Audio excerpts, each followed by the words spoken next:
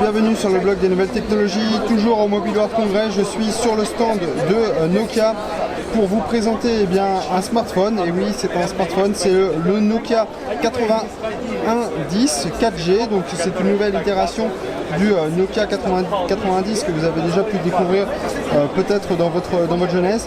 Donc Nokia revient avec une nouvelle édition. On avait déjà eu l'année dernière le 3310 et cette fois-ci c'est le 8110 qui passe dans les mains des équipes techniques pour un petit peu le réinventer. Donc ce smartphone s'adresse au marché d'entrée de gamme puisqu'il arrive à un prix de 79 €, donc un prix vraiment compétitif. Il arrivera apparemment sur le marché au mois de mai et notamment en France. Ce smartphone, en termes de spécifications, vous n'allez pas retrouver évidemment les derniers processeurs du marché, c'est pas la vocation de celui-ci. Néanmoins, vous allez avoir un processeur Qualcomm 205, donc c'est un processeur double cœur qui est cadencé à 1,1 GHz.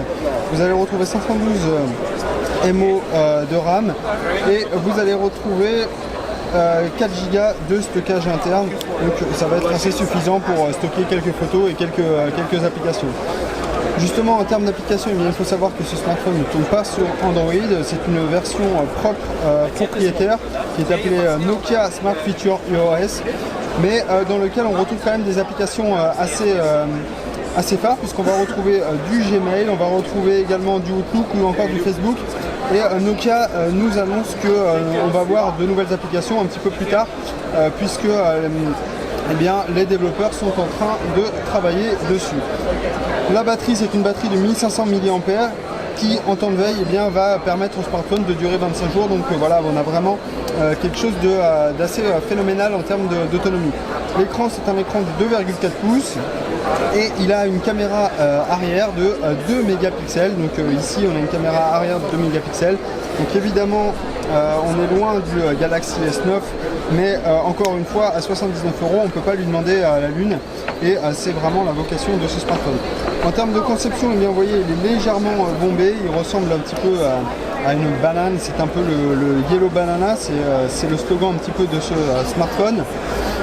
Donc sur le côté droit ici, vous allez avoir le bouton qui va vous permettre d'allumer et d'éteindre le smartphone. Sur le dessus, vous allez avoir le port micro SD, vous allez avoir le port jack ici, et côté gauche, vous n'avez strictement rien, et sur le dessous également, vous n'avez rien. En façade, donc on a l'écran, on a le haut-parleur ici, et on a un petit slider ici, qui va nous permettre d'accéder au clavier pour utiliser pleinement votre téléphone. Sa courbure permet de parfaitement le prendre en main, mais également d'épouser parfaitement votre visage. À l'arrière, donc vous avez votre capteur photo, on a un flash LED et on a une grille de haut-parleur ici, on a la marque Nokia. Il est commercialisé en deux coloris, donc en jaune et un modèle un peu plus gris. En termes d'utilisation, il va falloir un petit peu revoir vos classiques, puisque vous allez naviguer ici avec le joystick. Pas d'écran tactile, donc vous n'allez pas pouvoir cliquer dessus pour accéder à vos applications. Pour les photos, comme j'ai dit, on est sur du 2 mégapixels, donc évidemment le rendu ne sera pas le même que ce que vous pouvez avoir sur un smartphone haut de gamme. Vous retrouvez l'application Snake, hop, je vais y revenir.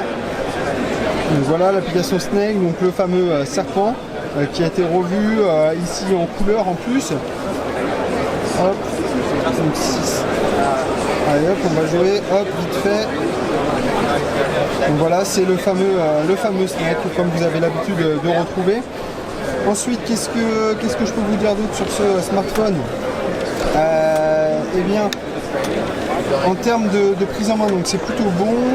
L'utilisation elle-même est plutôt standard, plutôt basique. Donc il va falloir réinventer un petit peu toutes les mécaniques d'utilisation du smartphone. Après, vous allez retrouver donc ici un store où on va retrouver donc quelques applications. Donc là, j'ai pas internet, je ne peux pas y accéder. Donc on a évidemment internet de contact, on a l'alarme, etc. Vous allez retrouver donc tout ça pour 79 €. Ça peut être un petit smartphone. Vous allez bien sûr avoir internet, du Bluetooth.